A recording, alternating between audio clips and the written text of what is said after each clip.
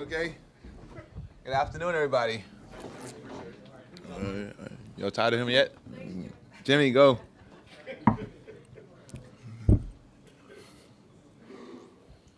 How you guys doing? Good. No questions. Good. Hey, I got one question. How much of a difference is there having a year of experience in this system? Is how much more comfortable do you feel playing for the Warriors now? No, great. That's a good question because I understand having a year under my belt. I understand the way Steve coach, how to understand the execution, how everything goes around here, and just having that year just gives you a little bit of breathing room because you know what to expect now. And first year you just never know what to expect, but now you have an understanding what to expect, and I'm just ready to go, and I'm happy to go for year two. Okay, we heard from everyone else. Big time now. I like that. Oh, yeah. His press conference is later. Yeah. He's big time. I forgot my question. No, we've heard from everyone else about Jimmy's place in San Diego. Yeah, it's phenomenal. What are your impressions of it? What were you, assuming you were at the camp? No, I wasn't there. I didn't get invited. You didn't get invited. You were not there. Didn't get invited. Hold out. Just what is Jimmy's presence with this team going into this camp? Obviously, he has this get together. Do you see him kind of emerging as someone who really has an influence of the way this is going to go, personality-wise?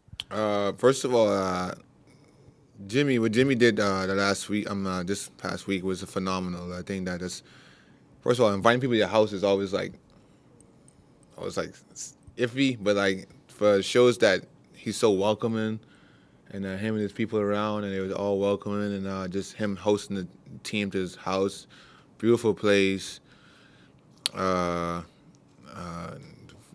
team camaraderie was so great, and shows his leadership, and but it was something to had though, just bring everybody together, and we're just happy for a guy like him, and it was great, man. I never had experienced none of that in my 10 years in the NBA, and I was just happy to be there, and just shows that everybody trusted him, especially guys like Steph and Dre. They was out there, and it was fun to be around, and I had so much fun there with him, and I appreciate it a lot. And just being around him, you can tell he's more serious about this year, and he's in elite shape, and his body looks great, and he's just ready to show everybody.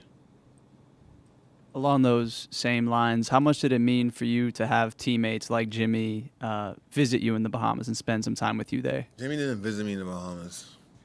He lied to y'all. No, it's been great. He's been great, man. It shows that he cares, and just like I said, having vets like that around you, just their leadership, and I always consider us a little brother in the group, but they didn't have to do some of the things they do for me, and I'm just happy to be around and just learn from them and be a sponge each and every day. And as we go on this year together, just ready to be in the fire with them again. Did those playoff performances you had, I'm obviously particularly thinking of Game 7 in Houston, does that do anything for you going into the season? I mean, you're a veteran, but those are probably the biggest games of your NBA career. Yeah, it help build your confidence, of course, and I'm not saying this. I'm saying this humbly, but I think this was probably the best summer I probably shot.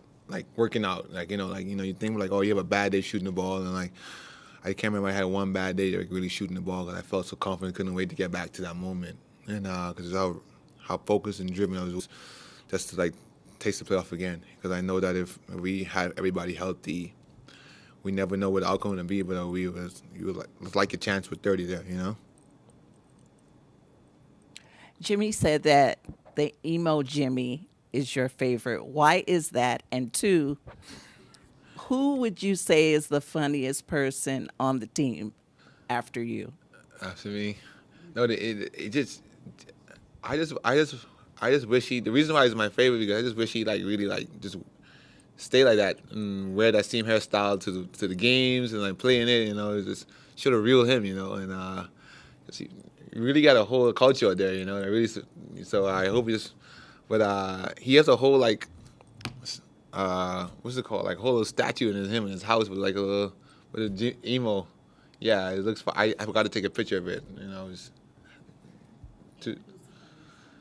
Funny as a team, I would say, Jimmy's funny. Jimmy's funny. Steph, Steph is surprisingly funny. It's Draymond, he always talking shit all the time, but he's funny. Man, the whole group is funny, man.